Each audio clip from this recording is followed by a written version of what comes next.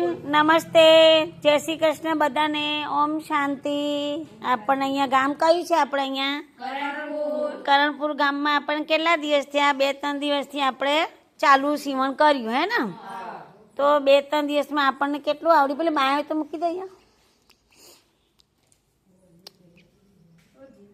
બાયનું cutting કરાવ્યું હતું ને મેં તમને, એ કટિંગ બી મૂકી દો એટલે તમને યાદ રહે કે જો આ આપણને આખું ડ્રેસનું કટિંગ કરાયું, બાયનું કટિંગ કરાયું હે ને।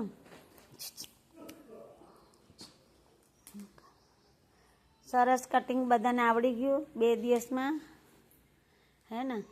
એટલે આપણને કટિંગ અહીંયા જો નિમિષા આજે ઘરે નથી એટલે રજા પર ચક્કુબેને રજા ઉપર ગયેલા છે એટલે આટલું આપણને કટિંગ કરાવ્યું છે।